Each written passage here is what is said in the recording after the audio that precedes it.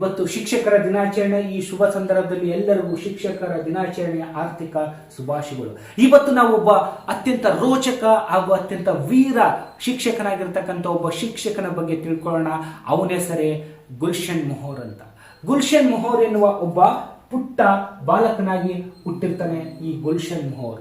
ಈ ಗುಲ್ಶನ್ ಮೊಹರ್ ಹುಟ್ಟಿದಾಗ ಇವನ ವಿಶೇಷತೆ ಏನಪ್ಪಾ ಅಂತಂದ್ರೆ 2 ಕೈಗಳೇ ಇರೋದಿಲ್ಲ ಈ ಗುಲ್ಶನ್ ಮೊಹರ್ಗೆ. ಗುಲ್ಶನ್ ಮೊಹರ್ ಎಲ್ಲಿ ಹುಡ್ತಾನಪ್ಪ ಅಂತಂದ್ರೆ ಜಾರ್ಖಂಡ್ ರಾಜ್ಯದ ಸಾರಂ ಎಂಬುವ ಒಂದು ಜಿಲ್ಲೆಯಲ್ಲಿರ್ತಕ್ಕಂಥ ಬಾರಂಗ್ ಎನ್ನುವ ಒಂದು ಗ್ರಾಮದಲ್ಲಿ, ಒಂದು ಪುಟ್ಟ ಗ್ರಾಮದಲ್ಲಿ ಹುಡ್ತಾರೆ. ಬಾರಂಗ್ ಎನ್ನುವ ಒಂದು ಗ್ರಾಮದಲ್ಲಿ ತಂದೆ ತಾಯಿಗಳು ಅನಕ್ಷರಸ್ಥರಾಗಿರ್ತಾರೆ. ಅವ್ರಿಗೆ ಯಾವುದೇ ಶಿಕ್ಷಣ ಇರೋದಿಲ್ಲ. ಬಡತನ ತುಂಬಿ ಮನೆಯಲ್ಲಿ ಯಾವುದೇ ರೀತಿಯ ಆರ್ಥಿಕ ಸಹಾಯ ಮಾಡಲಿಕ್ಕೆ, ಇವನಿಗೆ ಉನ್ನತ ಶಿಕ್ಷಣವನ್ನು ಕೊಡಿಸ್ಲಿಕ್ಕೆ ಮತ್ತು ಆರೋಗ್ಯದ ವ್ಯವಸ್ಥೆ ಕೂಡ ಮಾಡಲಿಕ್ಕೆ ಅವರ ಹತ್ರ ಬಳಿ ದುಡ್ಡು ಇರೋದಿಲ್ಲ. ಅಂಥ ಬಡತನದ ಮನೆಯಲ್ಲಿ ಹುಟ್ಟಿರ್ತಕ್ಕಂಥ ಈ ಗುಲ್ಶನ್ ಬಾಲಕನಿಗೆ ಅವರ ಅಣ್ಣ ಮತ್ತು ಅವರ ತಂದೆ ತಾಯಿಗಳು ಏನ್ ಸಪೋರ್ಟ್ ಮಾಡ್ತಾರೆ ಅಂತಂದ್ರೆ, ಕಾಲಿನ ಹೆಬ್ಬೆರಳುಗಳ ಮಧ್ಯೆ ಪೆನ್ಸಿಲ್ ಅನ್ನ ಅಥವಾ ಬಾಳಪ್ಪವನ್ನ ಅಥವಾ ನಾವೇನು ಚಾಕ್ ಪೀಸ್ ಅನ್ನ ಇಟ್ಟು ಬರೆಯೋದಕ್ಕೆ ಅವನಿಗೆ ಹೇಳ್ತಾರೆ. ಅವನು ನಿಧಾನ ಅದನ್ನ ಬರೀಲಿಕ್ಕೆ ಪ್ರಾರಂಭ ಮಾಡ್ತಾರೆ ಈ ಗುಲ್ಶನ್ ಅವರು. ನಂತರದಲ್ಲಿ ನಿಧಾನಕ್ಕೆ ಅಭ್ಯಾಸವನ್ನ ಮಾಡ್ತಾ ಗುಲ್ಶನ್ ಅವರು ಬರೆಯೋದನ್ನ ಖಚಿತಪಡಿಸಿಕೊಳ್ತಾನೆ, ಅಭ್ಯಾಸವನ್ನ ಮಾಡ್ತಾ ಹೋಗ್ತಾನೆ. ಮೊದಲಿಗೆ ತುಂಬಾ ಕಷ್ಟ ಆಗುತ್ತೆ. ಅದಾದ ನಂತರ ಅದನ್ನೇ ಅಭ್ಯಾಸವಾಗಿ ಮಾಡಿಕೊಂಡು ಬರಿತಾ ಹೋಗ್ತಾನೆ ಈ ಗುಲ್ಶನ್ ಮೊಹರ್. ನಂತರದಲ್ಲಿ ಮುಂದೊಂದು ದಿನ ಬರಿತಾ ಅವನಿಗೆ ಒಬ್ಬ ಶಿಕ್ಷಕನಾಗಬೇಕು ಅಂತ ಕನಸು ಕಾಣ್ತಾನೆ. ಶಿಕ್ಷಕನಾಗಲೇಬೇಕು ಎನ್ನುವ ಛಲ ಅವನಲ್ಲಿ ಹುಟ್ಟಿ ಬರುತ್ತೆ. ಇದೊಂದೇ ನಾನು ಉದ್ಯೋಗ ಮಾಡಿದರೆ ಶಿಕ್ಷಕನಾಗೆ ಮುಂದುವರಿಬೇಕು, ಶಿಕ್ಷಣ ವೃತ್ತಿಯೇ ನನಗೆ ಶ್ರೇಷ್ಠವಾದದ್ದು, ನಾನು ಇದಕ್ಕೆ ಸೂಟ್ ಆಗ್ತೀನಿ ಅಂತ ಅವನಿಗೆ ಫೀಲ್ ಆಗುತ್ತೆ. ಅದಾದ ನಂತರ ಅದಕ್ಕೆ ಓದಲಿಕ್ಕೆ ಪ್ರಾರಂಭ ಮಾಡ್ತಾನೆ. ಎಲ್ಲ ಪರೀಕ್ಷೆಯನ್ನ ತನ್ನ ಕಾಲು ಬೆರಳಿನಲ್ಲೇ ಬರೀಲಿಕ್ಕೆ ಪ್ರಾರಂಭ ಮಾಡ್ತಾನೆ.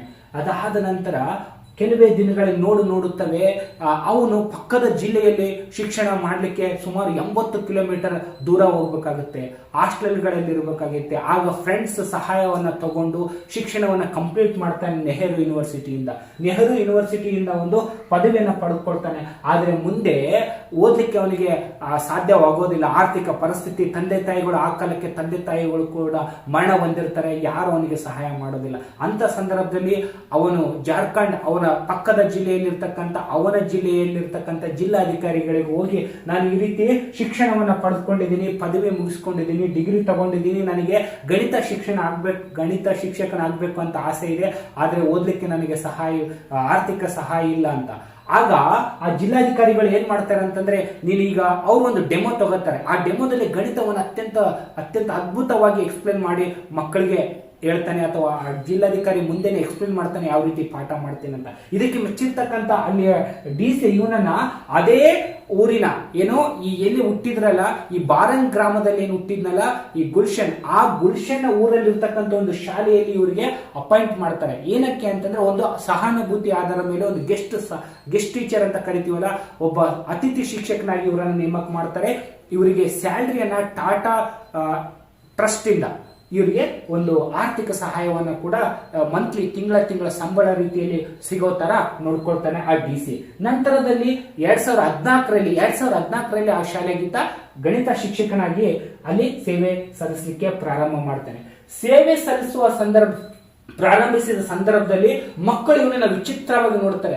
ಯಾವ ರೀತಿ ಕಲಿಸ್ತಾನೆ, 2 ಕೈಗಳೇ ಇಲ್ಲ, ಯಾವ ರೀತಿ ಪಾಠ ಮಾಡಬಹುದು ನಮಗೆ ಅಂತ ಹೆದರಿಕೆ ಇರುತ್ತೆ. ಆದ್ರೆ ಆತ ಅತ್ಯಂತ ಸುಂದರವಾಗಿ ಮಕ್ಕಳಿಗೆ ಸರಳ ರೀತಿಯಲ್ಲಿ ಗಣಿತವನ್ನು ಕಲಿಸ್ಕೊಡ್ತಾನೆ. ಅವರ ಹೋಮ್ವರ್ಕ್ ಅನ್ನು ಚೆಕ್ ಮಾಡ್ತಾನೆ, ಅದನ್ನ ಪ್ರಾಬ್ಲಮ್ಗಳನ್ನ ಸಾಲ್ವ್ ಮಾಡ್ತಾನೆ ಬ್ಲಾಕ್ ಬೋರ್ಡ್ಗಳಲ್ಲಿ. ಮತ್ತೆ ನಿಧಾನಕ್ಕೆ ಇವರು ಮಾಡ್ತಿರ್ತಕ್ಕಂಥ ಒಂದು ರೋಚಕ ಕೆಲಸವನ್ನು ನೋಡಿ ಎಲ್ಲರಿಗೂ ಇನ್ಸ್ಪೈರ್ ಆಗುತ್ತೆ. ಮಕ್ಕಳು ಕೂಡ ತುಂಬಾ ಖುಷಿಯಿಂದ ಇವರ ಪ್ರವಚನವನ್ನ ಕೇಳಲಿಕ್ಕೆ ಪ್ರಾರಂಭ ಮಾಡ್ತಾರೆ. ಇವರು ಕೂಡ ಜಾಲಿಯಾಗಿ ಮಕ್ಕಳ ಜೊತೆ ಪಾಠವನ್ನ ಮಾಡ್ತಾರೆ. ಅದಾದ ನಂತರ ಇವರಿಗೆ ಇನ್ನೇನು ಜೀವನದಲ್ಲಿ ಆ ಕಾಲಕ್ಕೆ ತಂದೆ ತಾಯಿಗಳು ಕೂಡ ಇವತ್ತಿಗೆ ಸತ್ತೋಗಿರ್ತಾರೆ.